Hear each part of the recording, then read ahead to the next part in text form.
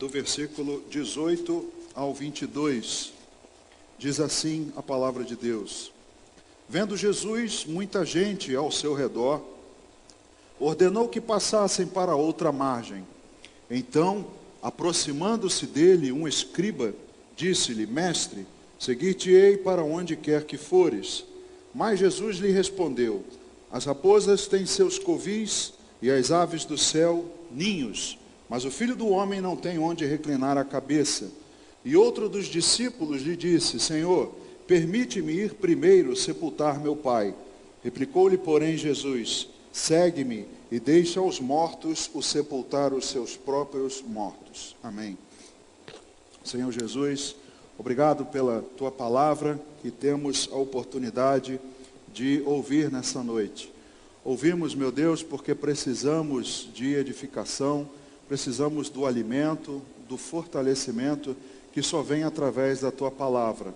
A fé, meu Deus, pela qual o Senhor disse que viveríamos, ó Deus, precisamos dela, precisamos das palavras da tua boca, não das minhas próprias, meu Deus, não do meu pensamento humano, mas, Senhor, da tua palavra milagrosa, toda cheia de sabedoria, de graça, de poder, e é por essa palavra que clamamos nessa noite, que o Senhor possa ministrá-la, me usando de acordo com a tua vontade, com poder, com unção, para todos nós, meu Deus, podermos ouvi-la e sermos edificados.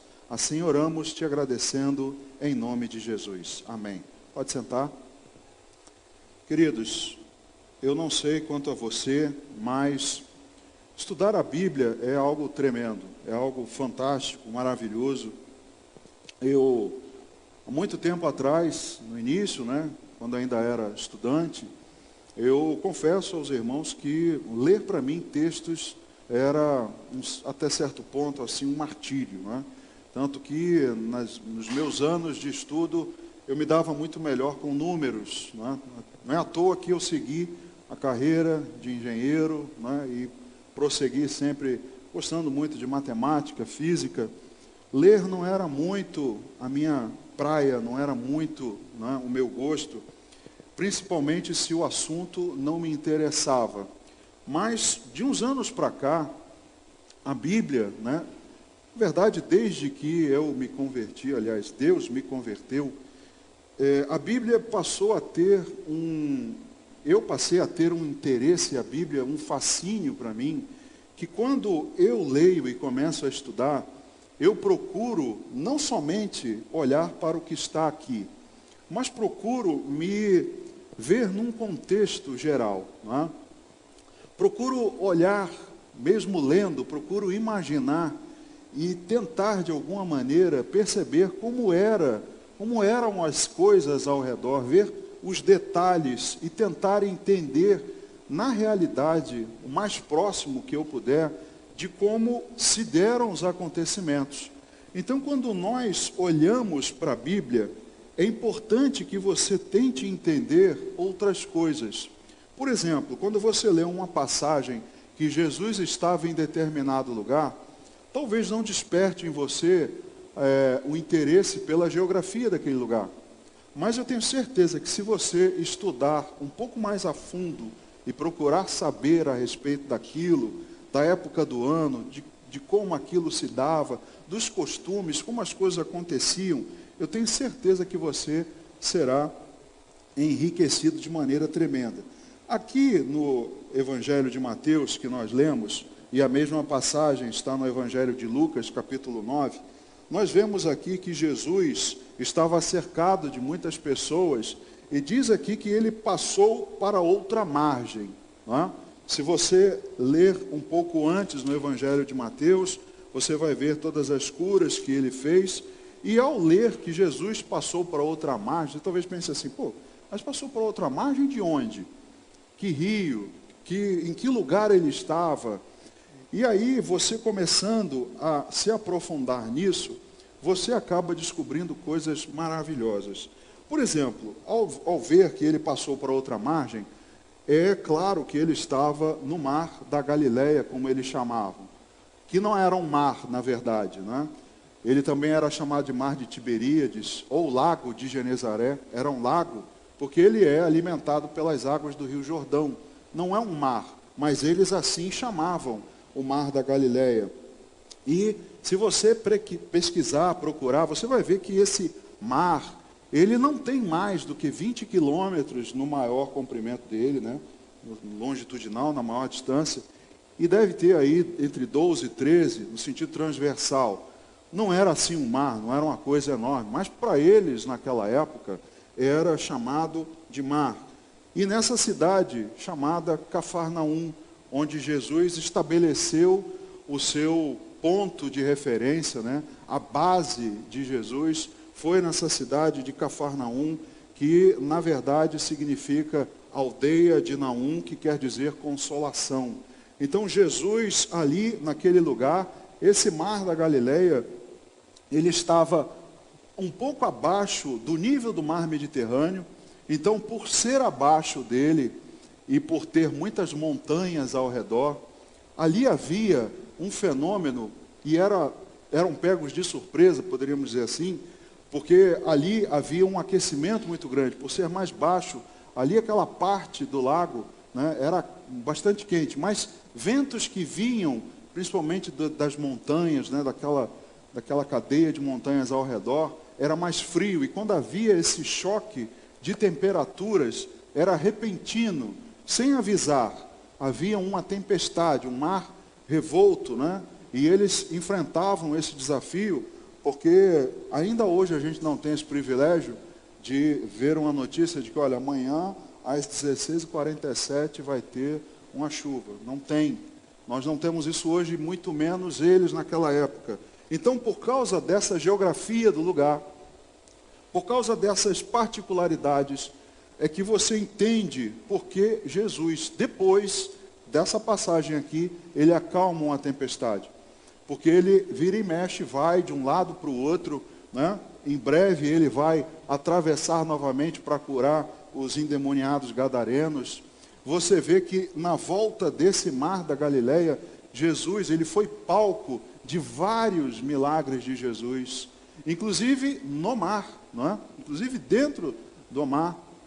Então, quando nós passamos a olhar essas coisas, nós aprendemos, não é? Bastante coisa, nos enriquece a respeito das coisas bíblicas.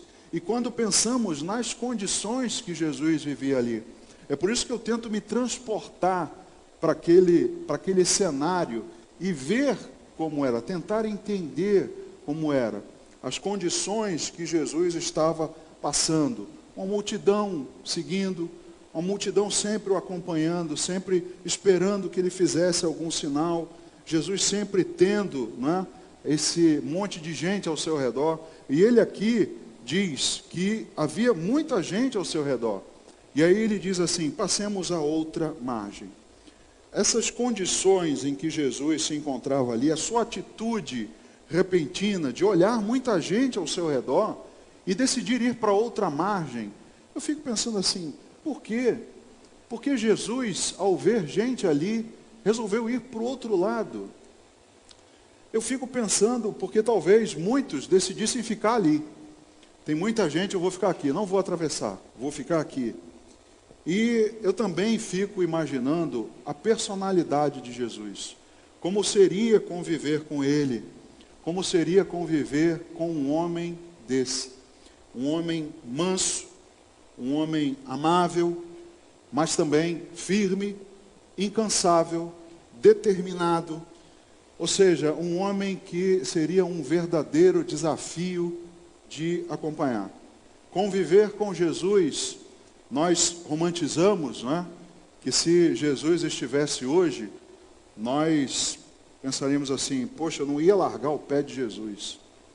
Mas, amados, eu acredito que muitos não aguentariam a companhia de Jesus.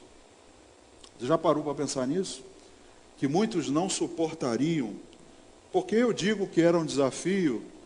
Jesus, é lógico, guardando as devidas proporções, as pessoas podem pensar a respeito de alguém e admirá-las e dizer assim, poxa, como eu gostaria de estar ao lado desse homem, né, de segui-lo, ir com ele a todo lugar.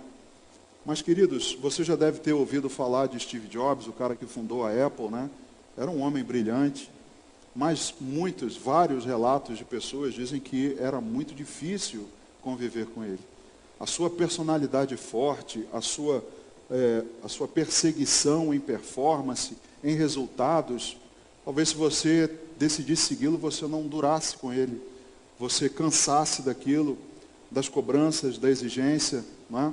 Donald Trump também, vamos tirar a parte doida, né, de cada um, mas viver ao lado de um homem que pode ser brilhante na sua área, mas um desafio conviver com ele, estar com ele todos os dias. Somente 12 ficaram com ele até o fim e um deles o traiu.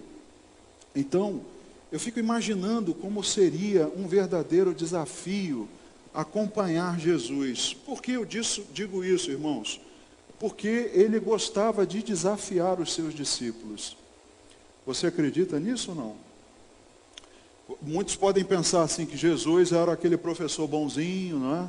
Que ensinava tudo para todo mundo, que não tinha prova, que não tinha, não é, trabalho para casa. Jesus é paz e amor, Jesus é tudo de bom. Mas o que eu vejo na palavra é um Jesus que busca desafiar os seus discípulos. Vou dar alguns exemplos para os irmãos. Quando ele vai alimentar uma multidão com 5 pães e 2 peixes. Imagina se você fosse um discípulo. E Jesus entrega aquilo ali para você e diz, olha, alimenta aí essas mais de 5.000 pessoas. É um desafio para você ou não? Você recebe aquilo e pensa assim, como é que eu vou fazer isso? Quando eles estavam também no lago, depois de terem pescado, né, ou terem tentado pescar a noite inteira e não conseguiram nada, e Jesus diz para eles, vai lá e lança as redes. Eles também, humanamente, pensaram assim, mas eu já tentei isso a noite toda, isso aí não vai dar certo. Eles foram desafiados ali. Faz lá, tenta, vai lá ver. No lago mesmo, quando Jesus disse para Pedro, vem. É claro que Pedro também foi abusado, né? Diz que eu vá aí. Mas Jesus desafiou ele. Vem. É um desafio, irmãos. Viver com Jesus, estar com ele, significa ser desafiado por ele.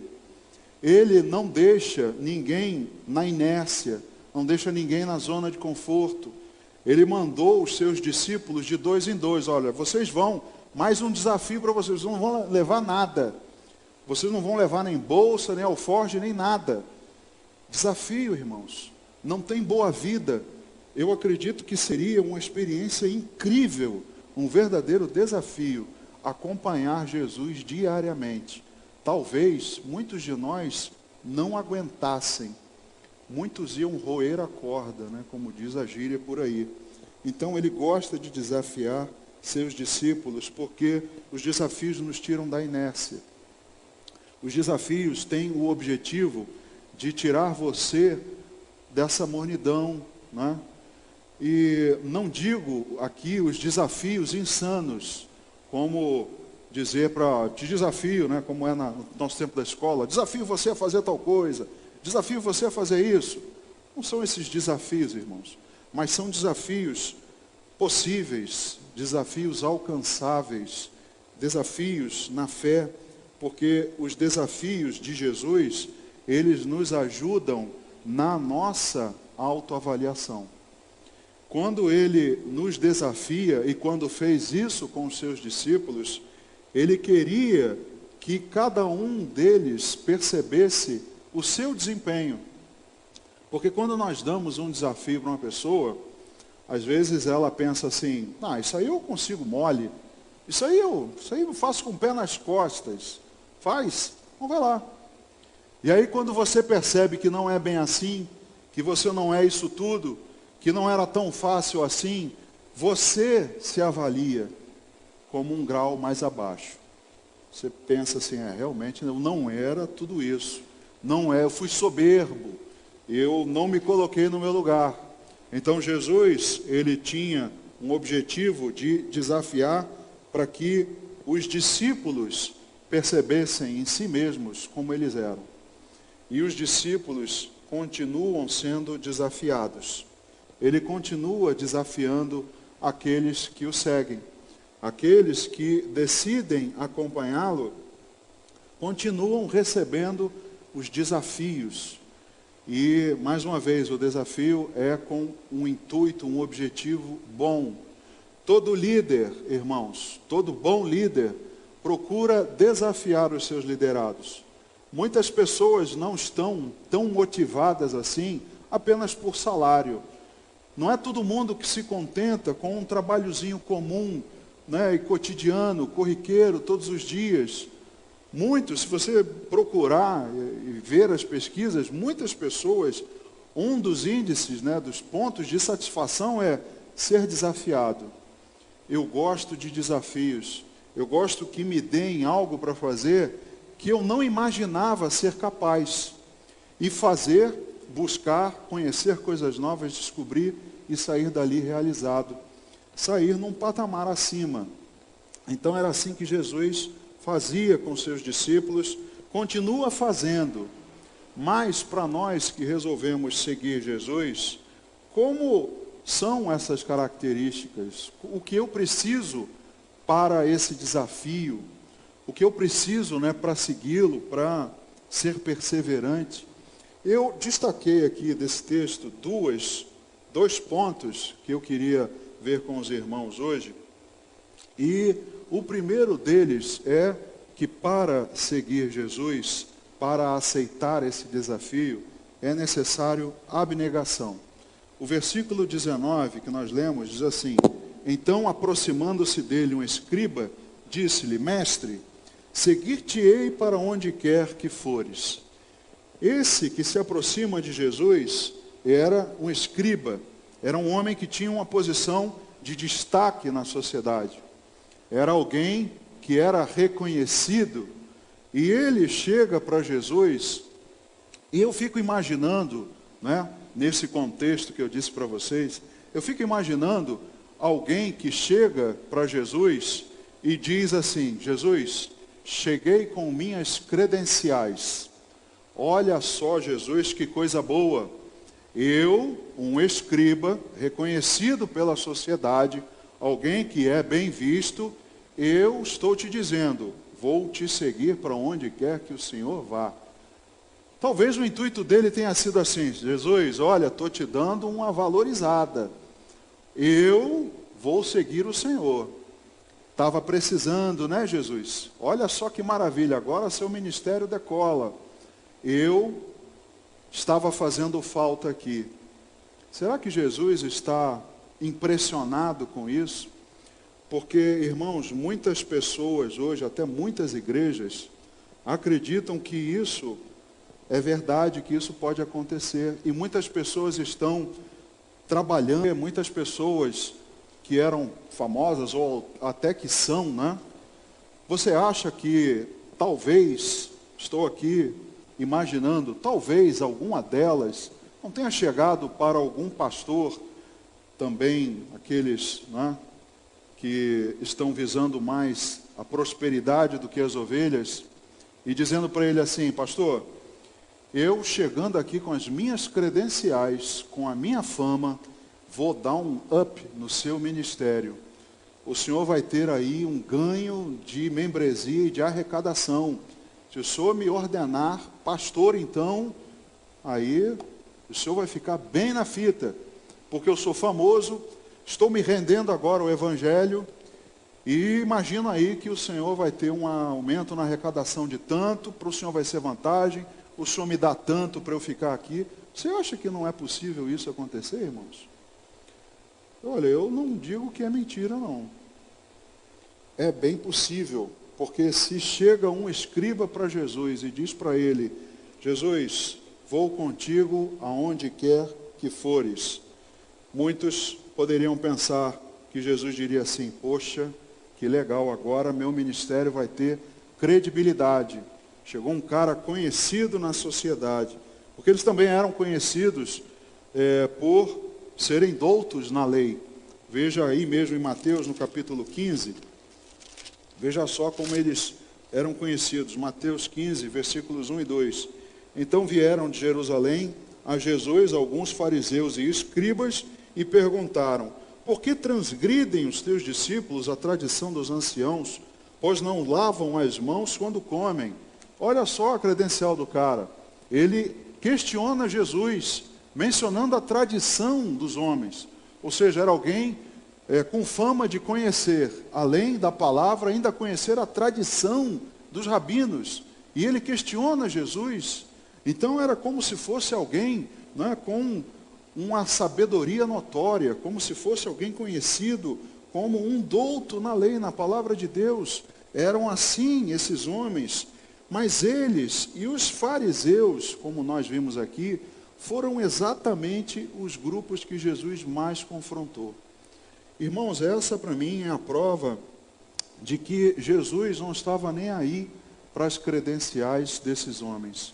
Não estava nem aí se eles trariam, né, algum conhecimento, trariam algo para o ministério de Jesus, porque ele, quando falou a respeito desses homens, lá no capítulo 23 do Evangelho de Mateus, dos versículos 13 ao 15, como eu disse, Jesus criticou várias vezes essa raça de homens, né? Diz assim: ai de vós, escribas e fariseus, hipócritas, porque fechais o reino dos céus diante dos homens, pois vós não entrais, nem deixais entrar os que estão entrando. Ai de vós, escribas e fariseus, hipócritas, porque devorais as casas das viúvas, e para o justificar fazeis longas orações, por isso sofrereis juízo muito mais severo. E Jesus segue aí do 15 em diante com mais ais a respeito desses homens. Então Jesus confrontou esses hipócritas, esse grupo de homens com bastante veemência, porque, via de regra, irmãos, esses que não conseguem ser abnegados, ou seja, que não conseguem abrir mão de si, que não são altruístas, aqueles que procuram agir em prol dos outros, abrir mão dos seus interesses em prol dos outros, esses são os que mais têm dificuldade em se render. Tanto que aquele jovem rico que chega a Jesus e pergunta o que é necessário para entrar no reino dos céus, Jesus, depois de dizer a ele outras coisas, diz: então vende o que você tem e me segue. Ele não foi abnegado. Jesus lançou para ele um desafio. Desafiou o jovem rico: eu te desafio a vender tudo que você tem e me seguir. Abnegação. Jesus, então, se volta para ele, para esse escriba, e dá uma resposta que está no versículo 20 de Mateus capítulo 8. Mas Jesus lhe respondeu: as raposas têm seus covis, e as aves do céu ninhos, mas o Filho do Homem não tem onde reclinar a cabeça. Mais uma vez voltando ao meu princípio de olhar para a Bíblia e tentar entender os detalhes, tentar entender o contexto da época, os costumes. E Jesus aqui menciona raposas e aves do céu. E eu fico pensando o que Jesus quis dizer a respeito disso. É claro que Jesus está dizendo para eles que ele não tem lugar fixo, que até raposas e pássaros têm onde ficar, mas ele não tem lugar fixo, não tem onde reclinar a cabeça. Ou seja, estava dizendo para esse homem, que era notório, né, conhecido, dizendo para ele assim: olha, eu não tenho como lhe dar, como lhe conceder privilégios. Jesus, acredito eu, estava com essa intenção também. Mas quando eu olho para raposas e aves do céu, eu vou com a curiosidade para procurar entender esses animais. Por que Jesus usou esses animais? E aí, olhando para as raposas, irmãos, você sabe muito bem da fama da raposa, né? As histórias infantis, a maior parte delas, a raposa, ela está caracterizando a esperteza. A raposa é tida como um animal esperto. A raposa, ela tem os seus covis, mas muitos deles ela rouba dos outros. Alguns porque estão vazios, outros porque ela expulsa, outros porque ela mesmo cava. Ela tem umas unhas bastante compridas, né? Aquelas que arranham bastante, e ela mesmo cava o seu esconderijo, o seu covil. Ela faz a sua própria toca, onde ela acha que está segura. Veja o que Jesus está dizendo para esse homem também. Está dizendo para ele: você é uma raposa, porque você acha que onde você está, na sua toca, no seu esconderijo, na sua redoma que você construiu, você acha que nessa redoma você está seguro. Mas não é assim. Nós construímos redomas ao nosso redor, construímos paredes e procuramos defender. Muitos de nós procuram defender, tanto que as raposas são territoriais. Elas atacam os que se aproximam e daqueles que podem ameaçar. Raposas constroem, não é, esse muro ao redor delas, e quando alguém se aproxima e sabe que ali dentro está uma raposa que pode lhe ameaçar, ela ataca. É por isso que nós vemos esses hipócritas, esses falsos crentes, tanto atacando as pessoas, porque na verdade ele está tentando se defender, para que de antemão ninguém perceba que ele não passa de uma raposa esperta. Então ele tenta atacar e expulsar, afastar de perto dele, porque aquele que está ali perto é um perigo em potencial para me trazer para fora, para me tirar da toca, para que todo mundo veja que eu sou uma raposa, que na verdade eu quero mais é me alimentar de animais mortos, em decomposição.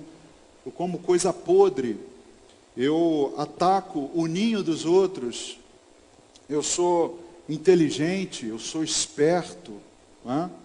Atacam rapidamente para matar as suas presas. Assim são as raposas, irmãos. Assim Jesus se dirigiu a esse homem. E se você parar para pensar num paralelo com hoje, com a igreja, com muitos que estão no nosso meio, muitos se comportam como raposas. Nós vamos enfrentar na nossa caminhada cristã raposas que estão mais querendo é que os outros acreditem que ele traz algum benefício para a congregação, para o ministério, mas na verdade não passam de raposas. Então Jesus, ao dizer isso para esse homem, ele está querendo dizer, em primeiro lugar, que ele não passa de um espertalhão. Mas, para nós, ele está dizendo: eu quero tirar vocês da zona de conforto. Eu quero tirar vocês da sua toca, da sua casinha, da sua redoma, do seu bem-estar. Irmão, você deve lembrar a passagem que Jesus diz: não pensem que vim trazer paz, mas espada. Porque haverá pai se voltando contra filho e filho se voltando contra pai. Jesus não veio para trazer para a gente uma zona de conforto. Jesus está nos desafiando. Ainda em Mateus, no capítulo 16, no versículo 24 e 25, veja só o que diz. Então disse Jesus a seus discípulos: se alguém quer vir após mim, a si mesmo se negue, tome a sua cruz e siga-me. Porquanto quem quiser salvar a sua vida, perdê-la-á. E quem perder a vida por minha causa, achá-la-á. Então Jesus está nos tirando da zona de conforto. Você quer me seguir? Saia da sua toca. Não é à toa que Jesus se refere a Herodes como uma raposa. Se você for pesquisar, você vai ver que há menções bíblicas a respeito de raposas, demonstrando esperteza, malícia. Jesus está querendo trazer à luz. Jesus está querendo mostrar todas as coisas e nos tirar da zona de conforto. Ele veio quebrar padrões, veio quebrar paradigmas que os escribas e fariseus tinham colocado sobre os homens. Isso é coisa que as raposas fazem muito bem.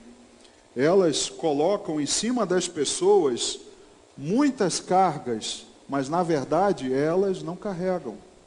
Veja o que Mateus capítulo 23 fala do versículo 1 ao 7, Jesus censurando os escribas e os fariseus.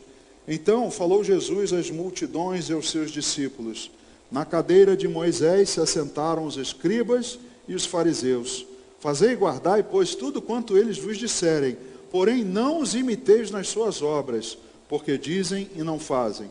Atam fardos pesados e difíceis de carregar, e os põem sobre os ombros dos homens. Entretanto, eles mesmos nem com o dedo querem movê-los. Praticam, porém, todas as suas obras, com o fim de serem vistos dos homens, pois alargam os seus filactérios e alongam as suas franjas. Amam o primeiro lugar nos banquetes e as primeiras cadeiras nas sinagogas, as saudações nas praças e os serem chamados mestres pelos homens. Esse é o papel da raposa. É aquele que quer jogar carga nos outros, mas ele, na verdade, não faz. Ele, na verdade, só quer ser visto e quer ficar bem protegido, sem correr riscos. Mas Jesus veio quebrar tudo isso. Jesus diz para aquele homem, bem claro, de maneira bem clara, que ele não quer ninguém que esteja dentro de um esconderijo. Ele não quer ninguém que seja um espertalhão, não quer ninguém que não seja abnegado, que não seja desprendido das coisas.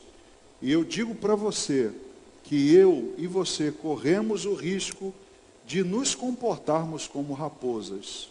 Corremos o risco, irmãos. Devemos tomar muito cuidado, porque se nós não olharmos para os desafios de Jesus e não assumirmos, não dermos mais um passo, nós poderemos, em breve, estar nos comportando como raposas. Eu vou procurar ficar escondidinho no meu lugar e quando eu perceber que alguém vai me expor, eu ataco a pessoa primeiro. Cuidado, irmãos, porque Jesus diz isso a esse homem. Jesus vê muita gente ao seu redor. E ao dizer, vou para outra margem, é como se ele estivesse colocando um desafio àqueles que estavam ali atrás dele. Eu vou me mover, você vem comigo?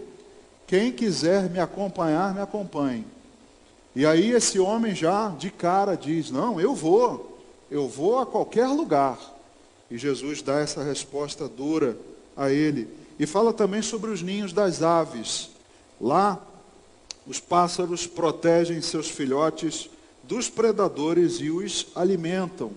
Você vê também em várias passagens bíblicas a respeito de ninhos das aves. Lucas, capítulo 13, versículo 34, para a gente exemplificar. Lucas 13, versículo 34, fala assim: Jerusalém, Jerusalém, que matas os profetas e apedrejas os que te foram enviados. Quantas vezes quis eu reunir teus filhos, como a galinha junta os do seu próprio ninho, debaixo das asas, e vós não o quisestes. Uma outra mensagem, também outra passagem, está no Salmo 84, que de vez em quando a gente louva, né? Que a andorinha encontrou ninho para si e nós os teus altares, né? Salmo 84, lá no versículo 3, a gente de vez em quando canta isso num louvor. O ninho, irmãos, é o lugar de segurança, é o lugar que retrata a segurança, é onde os filhotinhos ficam ali sendo alimentados. De vez em quando eu gosto de assistir, não é, os animais, alguns vídeos rápidos, né, a respeito dos animais. E o outro dia eu vi um casal de cuco alimentando o filhote. Irmãos, primeiro que eram 3. O que sobrou jogou os outros 2 para fora do ninho. Começa por aí. Jogou eles, eliminou a concorrência. E ele comia tanto, mas tanto, que ele ficou maior do que o pai e a mãe. ele sozinho ocupava o ninho inteiro. Um comilão. E aí, quando Jesus fala a respeito de ninhos das aves, e você começa a ver, olhar na natureza como eles são, como eles se comportam, o que o ninho representa, é tudo o que nós queremos. Nós queremos um lugar de proteção, nós queremos, um esconderijo, queremos que alguém nos alimente. Irmãos, alguém quer sair do ninho? Ninguém vai querer. Todo mundo vai querer o conforto do ninho, todo mundo vai querer o alimento, a provisão. Mas quando Jesus diz a ele isso, está dizendo que para caminhar com ele é necessário crer na provisão e na proteção divinas. Sem essa de ficar no ninho, esperando de boca aberta, papai e mamãe te dá de comer. Jesus está dizendo, os passarinhos têm os seus ninhos, as aves do céu, mas o Filho do Homem não tem onde reclinar a cabeça. Jesus está dizendo, eu estou te desafiando a caminhar comigo, crer na minha provisão, crer no meu milagre, crer na minha proteção. Como eu disse, enviou os discípulos e diz, olha, vocês não vão levar nada. A casa que receber vocês é lá que vocês vão ficar. Mas vocês serão mantidos por mim. Quando Deus diz a Elias, vai lá que um corvo vai te alimentar. O que nós pensaríamos, irmãos? Não é um desafio receber uma palavra dessa? Vai que uma viúva vai te sustentar. E chegar lá, a viúva diz, olha, eu não tenho o que comer. Eu só tenho um tantinho que eu vou fazer para o meu filho e para mim, depois vamos morrer. É ou não é um desafio lançado, irmãos? Então, quando eu olho para a Bíblia, eu não olho exemplos de que Deus quer me manter numa zona de conforto. Não quer me manter numa redoma espiritual. Não, Jesus quer lançar para nós desafios. Jesus quer que a gente cresça, que a gente aprenda, que a gente teste os nossos próprios limites da fé. É por isso que Deus permite coisas e tempos, épocas como hoje, para que a gente se sinta desafiado. Crer que Deus está me guardando, crer que Deus está me alimentando, me sustentando. Então Jesus está nos desafiando a depender dele. O homem, o escriba que chegou até ele, não estava esperando essa resposta. Ele chegou lá, cônscio, acreditando que ele ia levar algum privilégio, algum benefício. Irmãos, quantos de nós vimos a igreja acreditando que a gente vai trazer algum benefício? Quem traz algum benefício para nós, quem traz alguma coisa é Deus.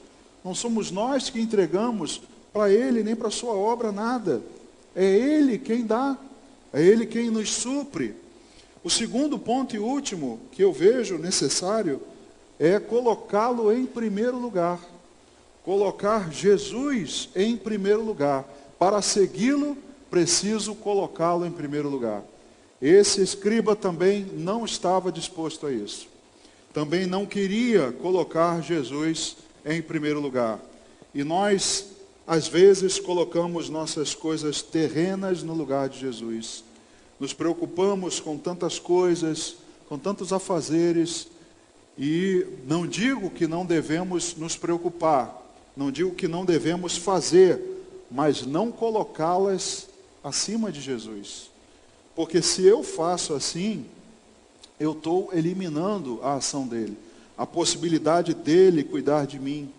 Se eu acreditar que dou mais importância e dependo das coisas terrenas, eu não estou colocando Jesus em primeiro lugar. Em Mateus, no versículo 21 do capítulo 8, diz assim, e outro dos discípulos lhe disse, Senhor, permite-me ir primeiro sepultar meu pai. Jesus, então, está dizendo que nós, às vezes, ficamos preocupados demais com as coisas terrenas, porque ele diz, ora, deixa os mortos sepultar os seus próprios mortos. Estamos preocupados com os nossos afazeres e deixamos de seguir Jesus. eles estão nos impedindo de seguir Jesus.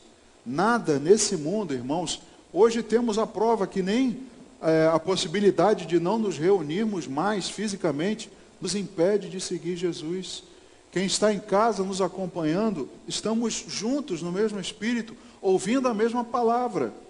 Então nada, não há fronteiras, não há afazer humano, não há risco de desabastecimento, disso, daquilo. Nada nos impede de seguir Jesus.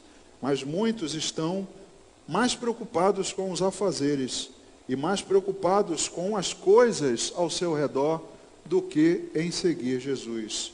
E aquele que foi trazido à vida por Ele, você foi trazido à vida por Jesus? Sim, porque diz a Bíblia que estávamos mortos nos nossos delitos e pecados. Se nós fomos trazidos à vida por Ele, nós não podemos deixar que as coisas que antes nos prendiam, que elas nos tirem e nos impeçam de segui-lo. É o que ele diz no versículo 22. Segue-me e deixa os mortos sepultarem os mortos. Jesus está dizendo, olhe primeiro para mim e depois se preocupe com as coisas terrenas. Mais importante é me seguir. Jesus não estava dizendo que ele não poderia sepultar seu pai, sua mãe. Não era isso que ele estava dizendo. Mas, ao dizer que aquilo o impedia de segui-lo, Jesus deixa claro, ora, você está colocando algo acima de mim e vai te impedir de me seguir. Amados, a cada dia que passa, mais fica evidente que eu não posso me acomodar. Se nós deixarmos que a acomodação caia sobre nós, nós vamos deixar de seguir Jesus. Nós não vamos mais ser abnegados, não vamos mais colocá-lo em primeiro lugar, vamos deixar as coisas, os acontecimentos nos atingir e nós não vamos mais seguir Jesus. Pense sobre isso e sinta-se desafiado. Veja o contexto atual como um desafio à sua fé. Sinta-se desafiado por ele e voe mais alto. Amém? É o que Jesus tem para nós. Vamos ficar de pé, vamos orar, vamos servir a ceia. Os irmãos que estão em casa, né, se separaram pão para repartir, se também separaram, né, um suco de uva em qualquer copo, os irmãos podem participar junto conosco na ministração da ceia. Eu queria fazer uma oração com os irmãos que estão aqui, com os que estão em casa, para que Deus fale ao nosso coração e nos ensine pela palavra que foi ministrada. Senhor, obrigado, meu Deus, pela Tua palavra. Obrigado, Jesus, porque nós, ao lermos a Tua palavra, percebemos, meu Deus, que nos faltam muitas coisas. Como o Senhor disse para aquele jovem, uma coisa te falta. Meu Deus, eu acredito que para nós faltam muitas, porque nós aprendemos todo dia. Aprendemos, meu Deus, que nós não podemos nos acomodar. E há um risco muito grande, Jesus, de muitos que congregam conosco, não somente aqui, mas na igreja, como um corpo de uma maneira geral. Há um risco enorme de muitos se acomodarem, de muitos olharem mais para as circunstâncias, para os problemas, muitos esquecerem da abnegação, muitos se esquecerem de se entregar completamente ao Senhor, de se revelar por completo. Oh meu Deus, nós não queremos a zona de conforto, o Senhor nunca quis para a sua igreja a zona de conforto. E há, meu Deus, um perigo iminente de zona de conforto para muitos na igreja. Meu Deus, nos ensina, Pai, nos exorta os nossos irmãos, para que o contexto que passamos não seja suficiente para nos afastar de Ti. Que não seja capaz, meu Deus, de tirar de nós o desejo de te seguir, de se sentir desafiado, que nós passemos a olhar as circunstâncias não como um motivo de derrota, porque não é esse o intuito do desafio, mas o intuito é de que nós possamos testar os nossos limites da fé, que nós possamos, meu Deus, dar um passo mais adiante, voar mais alto, nos entregar nas tuas mãos, confiar mais no Senhor. Meu Deus, nos ajuda a nos desprender, ajuda, meu Deus, a todos nós termos um sentimento de altruísmo, de não corrermos o risco de nos comportar como raposas, meu Deus. Ó Pai, nos tira da mornidão, nos tira da zona de conforto, nos ajuda e nos ensina, meu Deus, até nisso, a colocar o Senhor em primeiro lugar. Fala conosco, meu Deus, através do Espírito Santo. Assim rogamos e te agradecemos em nome de Jesus. Amém.